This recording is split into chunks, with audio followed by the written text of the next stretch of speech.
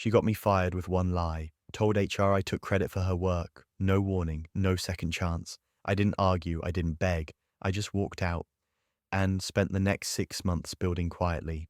Then I got hired by her boss's boss, and when I walked back into that building, I made her job redundant. Now she knows you can take someone's title, but not their trajectory. Her name was Nadia Raymond. We shared a cubicle wall, a few awkward coffee breaks, and a quarterly performance goal. That's all. We weren't friends, we weren't enemies, we were professionals until she decided I was a problem. I was 2 years into the role, mid-level analyst, quiet, consistent, not flashy, just effective. I wasn't trying to compete with anyone. But corporate doesn't always punish the loud ones. Sometimes it punishes the ones who make results look too easy. Nadia was polished, talked fast, knew how to name drop, laughed hard in meetings when the VP cracked a joke that wasn't funny. She had one strength: visibility. After a major presentation I led for the regional director, things shifted. He complimented my metrics, said the structure was cleaner than anything the senior team delivered. I saw Nadia's smile falter during that meeting. She recovered, but I noticed, and a week later I got called into HR. They were vague at first, something about team concerns, something about collaboration friction. Then they dropped the line that changed everything. There have been reports that you've misrepresented contributions, taking credit for tasks assigned to your peers. I sat still. What peers? I asked. The HR rep didn't look up. We can't disclose, but I knew. The next day I was let go, just like that. No formal write-up, no evidence, no second meeting. Just a gentle nudge from the department head. It's just not a good fit anymore. I packed my desk while Nadia watched from across the office. She didn't smile, but she didn't look surprised either. I didn't say anything, didn't send a company-wide goodbye, didn't post a single word on LinkedIn. I just walked out, slowly.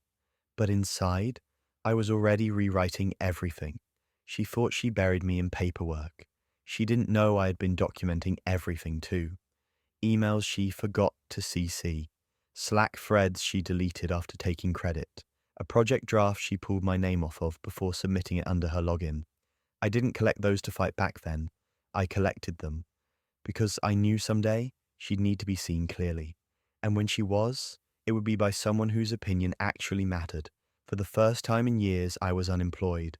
I didn't rush. I took a breath, cleared my inbox, rebuilt my resume line by line. And then, I reached out to someone I hadn't spoken to since grad school. Rahim Jafar, senior VP at a holding firm that quietly owned over a dozen consulting and analytics firms across the country, including the one Nadia worked at. He remembered me instantly. Didn't you clean up that broken reporting pipeline in 2 weeks? I said, 3, but close enough. He laughed. Still hungry? I smiled. Hungrier. That was the call that changed everything. Within 2 weeks, I was sitting across from a 5-person panel at one of the top offices in the holding group. They weren't just interviewing me. They were deciding who would audit and restructure underperforming departments across multiple companies, including mine. I didn't mention Nadia. Didn't mention getting fired. I just showed them the systems I built, the messes I fixed, and the metrics I improved without drama. They hired me on the spot, director level, new title, 6 figures, and a mandate that included oversight of my old department. Nadia didn't know yet. She wouldn't until I walked in. Not as her peer, but as the one reviewing her relevance. My first day back wasn't announced. No memo. No welcome back email. Just a new name on the door 2 floors up. Director of Operational Strategy. The office was cold, sleek, and quiet, the way I liked it. I walked into the building the same way I left, through the main doors, same security guard, same carpet, same faint smell of burned coffee from the second-floor break room.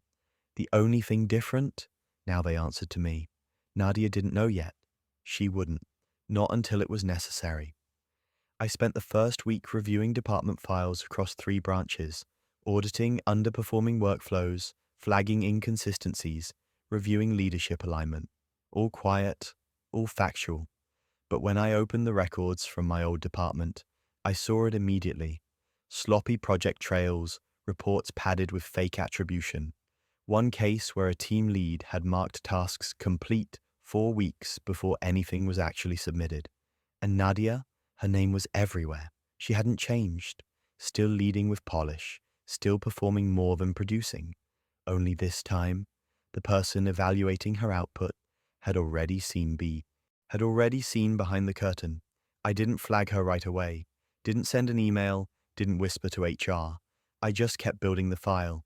3 weeks in, we held a review summit. Each department head was required to present status updates and justifications for quarterly performance. Nadia walked into the room confident. Cream blazer, glossy smile. She didn't see my name on the agenda until she was already seated. She didn't look at me, but I could feel it. That heat of recognition, that calculation happening in her head. Why is he here? Is he consulting? Is this permanent? She got her answer 15 minutes later when I introduced myself to the room. I'll be leading the department restructuring process moving forward. Let's begin with client retention metrics, starting with Group C. Nadia, that's your zone. She froze, just a second too long, then started talking, fast. But I wasn't listening to her tone. I was watching the numbers, and they didn't lie. Her reports were inflated, her impact was exaggerated, her role redundant, and now it was in my hands to clean it all up.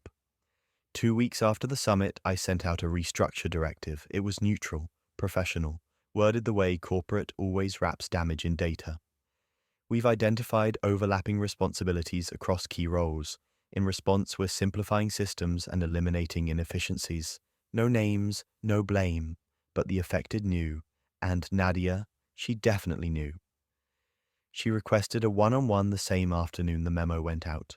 I accepted, not because I wanted to hear her out, because I wanted her to see what accountability sounds like when it doesn't raise its voice. She walked into my office looking smaller than I remembered, still polished, still trying to look composed, but her eyes were scanning everything. She didn't sit until I gestured, didn't speak until I did. What can I help you with? She smiled tightly. I just wanted to understand what this restructure means for me. I looked directly at her. It means exactly what it says. Your current role is being evaluated. Your output overlaps with 2 newer positions, both of which are more efficient. She blinked, swallowed, then tried again. I've contributed a lot to this team. I know. That's why we're giving you a full transition package and 2 weeks to wrap up. No malice, no anger, just policy. She stared at me, didn't speak for a full 10 seconds, then said, So you're firing me? I looked her in the eye. I'm finalizing a restructure. You just happen to be in the part we don't need anymore. She looked like she wanted to argue, but couldn't, because everything was documented, everything was signed, and for the first time, she couldn't bend the story. I stood, she followed, I held out my hand. Thanks for your service, Nadia. She shook it, no choice, and walked out. Same door I had walked out of months earlier, box in hand, silence in the air. Only difference, I came back through that door, and she wouldn't. She stopped me in the hallway. It was her last day. She was carrying a slim box of personal things, nothing sentimental, just a few notepads, a reusable bottle, a framed quote she used to keep on her desk. Move with purpose. Today, she had no idea where to move next. Can I ask you something? She said. I nodded. She looked uncomfortable, like someone trying to figure out how to admit something without actually saying it.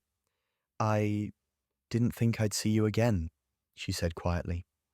I smiled slightly. I didn't think you'd remember me this long. She hesitated, then added, Look, I know how it must have looked. What happened before, I was just protecting my position. It wasn't personal. I looked at her, calm. It never is, until it is. She blinked. I continued. You weren't protecting your position. You were securing mine. You just didn't realize it. She swallowed. I guess you're happy now. I thought about that for a moment, then answered, I'm not happy because of what happened to you. I'm just at peace with what I became after you tried to erase me. Silence. She didn't know what to say, so I said one last thing. You took a job I needed. I built one you couldn't take, and now you know the difference. She nodded, then turned. No tears, no anger, just the slow, quiet walk of someone who finally understood. Revenge doesn't need fire. Sometimes it just waits for gravity.